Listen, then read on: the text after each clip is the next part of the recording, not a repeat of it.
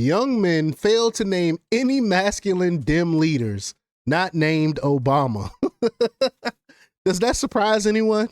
That's because there aren't any. I don't even know why they would name Obama after the last statement he made about gay mentors and stuff. But it's because like I said, there is no masculine men in the Dem Party. The men that are in the Democratic Party are sassy, they're simps, they're soft. Like there isn't any masculinity in the Democratic Party. So we go talk about it. But before we get started, go ahead and hit that like button. Share this out so we can get this information out there. Subscribe if you're not already a subscriber, and hit that alarm bell so you know when I'm putting out new stuff. Also, check out my link tree in the description. It has a link to my Patreon. That's where I talk about things that I can't talk about here. There's also a link to my Instagram and my X account, so follow me there as well.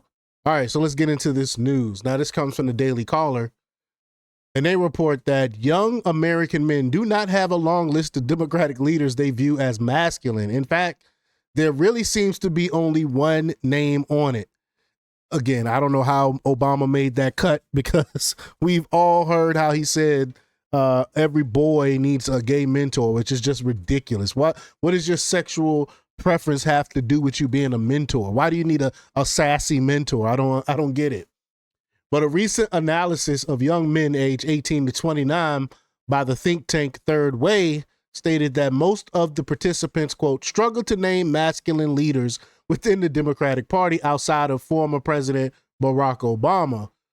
Respondents recognized the Republican Party as the most masculine and the party that best represents the interests of men. Quote, the Republican Party generally tends to put itself towards supporting the nuclear family, one respondent identified as a young black man said in the study.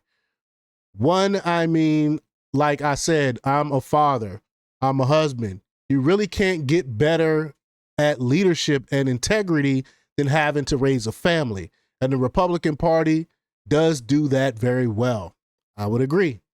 Many men in Third Way's focus groups pointed to affordability and the ability to support a family as major influences on their vote.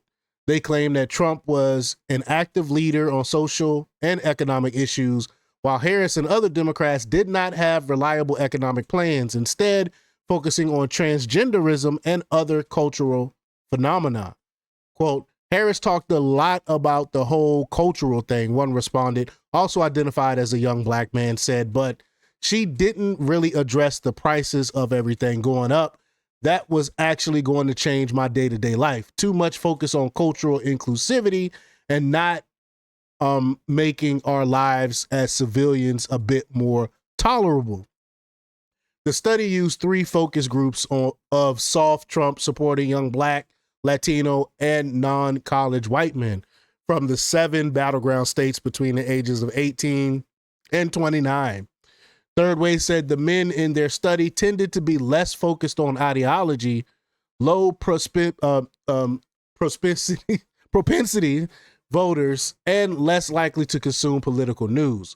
Third Way is a self-described center-left think tank widely associated with the Democratic Party's moderate wing. Is there really a moderate wing? Because we really don't hear from the Democratic moderates, if there is any. Lucas Holtz, a political analyst at the think tank, wrote that the findings of its focus groups, quote, should give pause to anyone who wants to beat back the MAGA forces. That's because they touted, the Democrat Party did it to themselves. They shot themselves in the foot by touting the masculinity as some evil, toxic, bad thing. This is what they get. Now the chickens are coming home to roost. I've been saying for years now, how can you continue to disrespect, chastise, and talk trash about men and then expect them to support you? Unless you're some type of masochist, why would you continue to support someone like that continues to trash you and talk bad about you? It makes no sense to me. But Democrats launched the $20 million Project Speaking with American Men, SAM. Y'all know I talked about this already. $20 million trying to figure out men. Project in the aftermath of the election to learn how to regain the male electorate. Last month, Sam's initial round of research discovered that many young men view the Democrat Party as weak and the Republican Party as strong.